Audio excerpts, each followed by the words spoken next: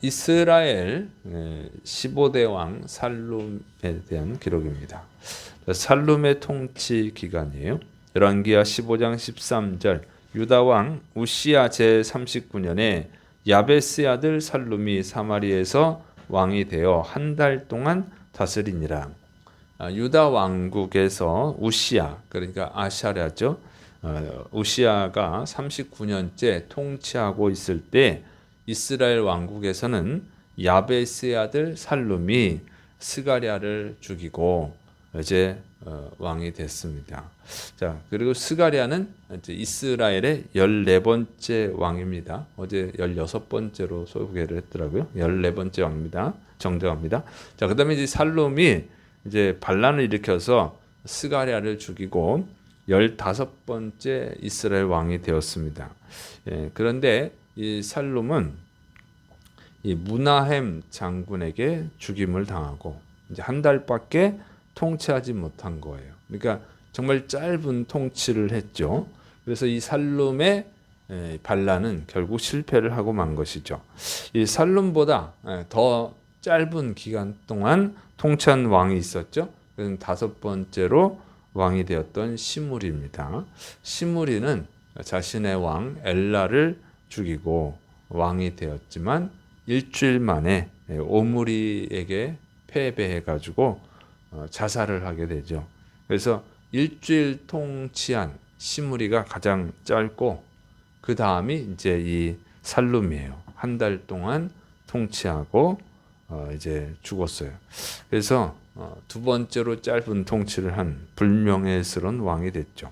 근데 이 살룸이 왜 한 달밖에 통치를 못했는가?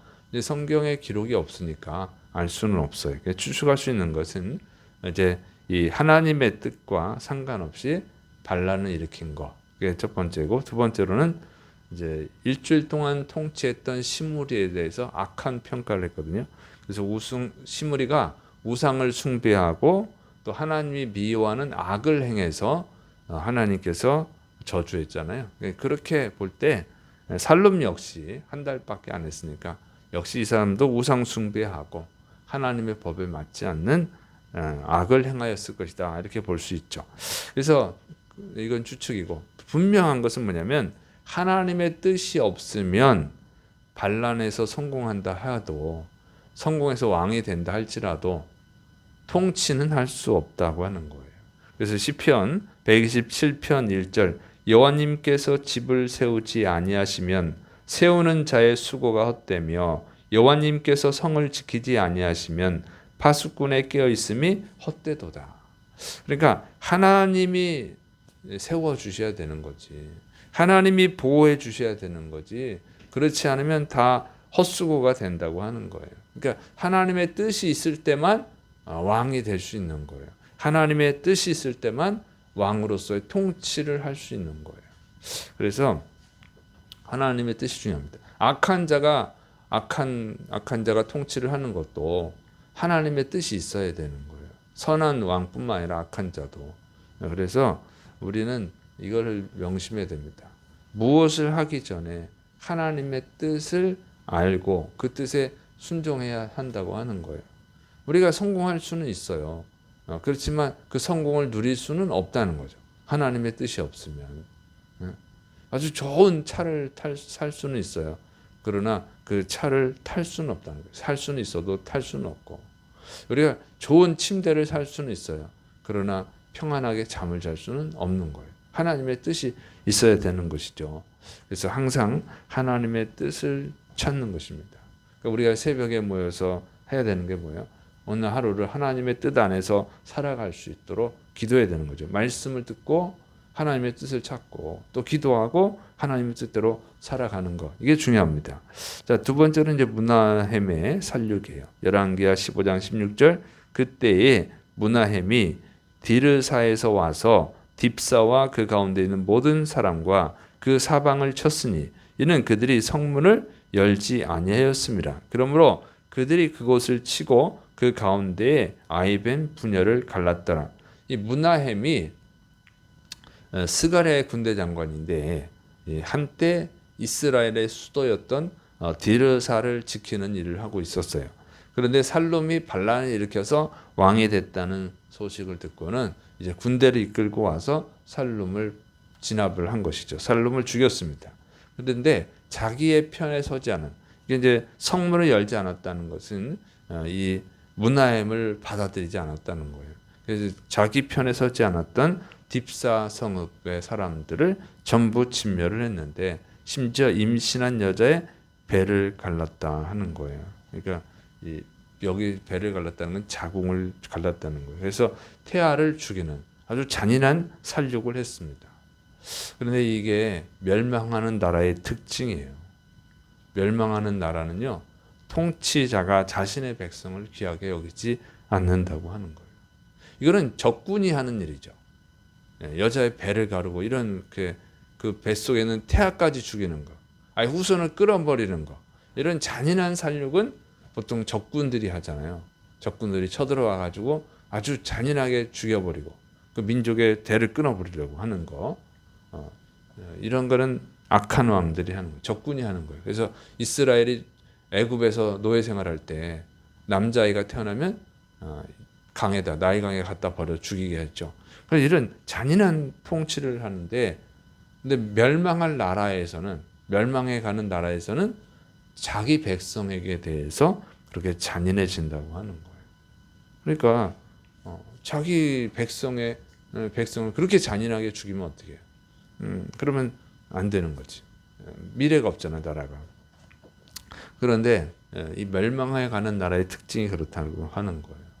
그래서 이 잔인한 통치를 합니다. 그러니까 이제 자기들끼리 싸워서 죽는 것이죠. 그래서 이 통치자가 백성들에게 아주 잔인하게 살육을 하면, 그러면 어떻게 되겠어요? 그럼 적군이 쳐들어올 때 백성들이 그 통치자에 대해 분노를 가질 거 아니에요, 분노. 그러면 적군이 쳐들어왔을 때 도와주겠어요? 안 도와준다. 그러니까 나라가 망하는 거죠. 그래서 이 바벨론이 메데바사에게 망하잖아요. 그때 백성들이 왕을 보호하지 않아요. 이런 식이 되거든요. 항상 그렇게 됩니다. 그래서 통치자가 죽기만을 저주하는 거죠. 그러니까 이제 망할 수밖에 없는 거예요. 그런데 이 악한 자가 통치하는 것도 하나님의 허락이 있어야 된다고 하는 거죠. 그러니까 악한 자가 통치하도록 하나님이 허락하실 때는 언제냐? 그때는 하나님이 그 백성들의 죄악을 심판하실 때인 거예요. 하나님을 거부하고 그 악한 자를 좋아하는 거, 오히려 악한 일을 좋아하고 하나님의 법을 싫어하고 악한 일을 좋아해요. 악한 법을 좋아하고. 그러면 하나님이 그래, 그러면 니네 마음대로 한번 해봐라. 그럼 그 악한 법을 따라봐라. 그 악한 왕을 따라봐라. 따라가 봐라. 이렇게 하나님이 내버려 주신단 말이에요. 그러면 고통스럽죠. 그 고통을 통해서 깨닫고 회개하라고 하나님이 허락할 때가 있는 거예요. 악한 자의 통치를 허락하실 때는, 그러니까 하나님이 심판할 때인 거죠. 그렇게 악한 일을 당하면 그때에서 비로소 깨닫고 하나님을 찾는 경우들이 있죠. 그러니까 이스라엘이 애굽에서 노예 생활할 때 너무 잔인하게 통치하니까 그때 하나님을 부르짖잖아요. 그래서 하나님이 모세를 보내시고 이스라엘을 구원하셨죠. 이렇게 그래도 악한 일을 당했을 때, 악한 왕의 통치를 당할 때 그래도 하나님을 부르짖는 민족은, 그 나라는 이제 희망이 있는 거예요. 그런데 이제 이스라엘은 그냥 망해버립니다. 이제 정말 악한 거예요. 백성들도 악한 거예요. 왕도 악하지만 백성들도 악한 것이죠. 그래서 좋은 통치자를 원하고 또 평안하고 또 부유한 나라, 행복한 나라를 원한다면 왕만 선해서는 안 되고 백성들도 선해야 된다고 하는 거예요. 백성들도 하나님을 찾고 하나님의 선한 뜻을 따라서 살아가야 돼요. 그래야 이제 희망이 있는 거예요. 그런 면에서 보면은 저는 걱정이 돼요. 왜냐면은 그 아이의, 그 여자의 배를 갈라서 아기까지 죽이잖아요. 그건 지금은 그러잖아요. 낙태를 해서 죽여버리잖아요. 잔인하게. 그건 생명이에요. 성경이 가르치면 뱃속에 있어도 생명이에요. 예수님은 십자가에서 죽으실 때 그 뱃속에 있는 아이를 위해서도 죽었어요. 근데 지금 이 법이 이상하게 돼가지고 낙태를 해도 죄가 안 되고, 근데 동물 강제로 고양이나 강아지나 또 키우는지 모르겠는데 강제로 애를 못 낳게 새끼를 못 낳게 죽이고 그러면 어떻게 되겠어요? 그러면 처벌받죠. 처벌받아. 동물을 때려도 지금 처벌받는데 뱃속에 있는 생명, 아기를 죽여도 죄가 안 되니 이런 법을 만든 자들은 진짜 악한 자들이에요. 하나님이 보실 때 아주 악한 거예요. 그러면 국민들이 빨리 정신을 차려서 이건 잘못됐다 이렇게 해야 되는데 그러지 않고 있다고 하는 것은 하나님의 심판을 부르는 일이다.